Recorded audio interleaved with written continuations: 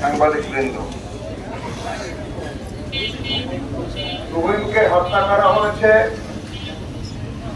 নৃশংসভাবে, প্রকাশ্যে, সন্ধ্যার পরে।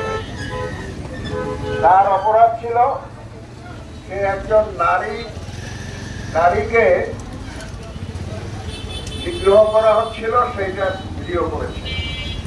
এই নিগ্রহকারীরা, নির্যাতনকারীরা তাকে সাথে সাথে ধাওয়া করে কুপিয়ে হত্যা করেছে। কিন্তু স্পটটা যেখানে তাকে হত্যা করা হয়েছে সেটি গাজীপুরের শহরের সবচেয়ে অপরাধ প্রবণ স্পট, গাজীপুর চৌরাস্তা। গাজীপুরে আমি কালকে থেকে দুজন ব্যক্তির সাথে নিয়মিত যোগাযোগ রেখেছি। একজন আমার সহকর্মী ইত্তেফাকের জেলা প্রতিনিধি মুজিবুর রহমান, আর একজন এই মামলার তদন্তকারী ঊর্ধ্বতন কর্মকর্তা, যিনি পিরোজপুরে এডিশনাল এসপি ছিলেন, এখন ওখানে additional commissioner Gazipur metropolitan police. তাদের কাছ থেকে আমি কিছু ভিতরকার খবর পেয়েছি। এই ছেলেটি সাংবাদিক হিসাবে গাজীপুর শহরে বা ওই অঞ্চলে খুব পরিচিত নয়, নতুন ছেলে, কিন্তু ভালো ছেলে।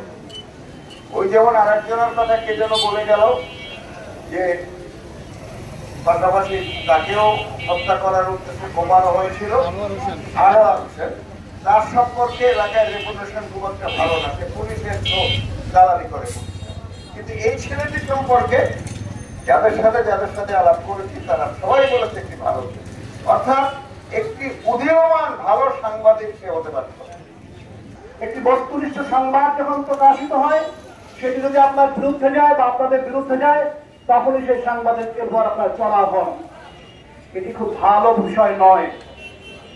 আমি বলতে চাই, সাংবাদিকের উপর নির্যাতন করে, সাংবাদিকদের হত্যা করে সাংবাদিকদের দমানো যাবে না। আপনারা জানেন, একটি দেশ, একটি রাষ্ট্রের উল্লেখযোগ্য পাঠ হচ্ছে সাংবাদিক। সুতরাং সেটি আপনারা মনে রাখবেন, আপনারা সেটি মনে রেখেই চলবেন।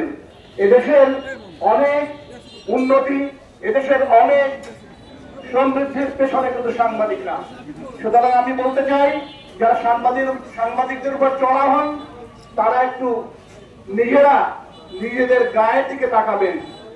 আর আমাদের সাংবাদিকদের উদ্দেশ্যে বলতে চাই, যে ইতিমধ্যে নাসিম ভাই বলেছেন, একটি কার্ড ধরিয়ে দিয়ে আপনাকে রাস্তায় নামিয়ে দেবে আর আপনি আপনার ইচ্ছে মতো সংবাদ সংগ্রহ করবেন, সংবাদ প্রকাশ করবেন, তা কিন্তু ঠিক নয়। আপনাকে অবশ্যই আপনাকে কাজ করতে হবে।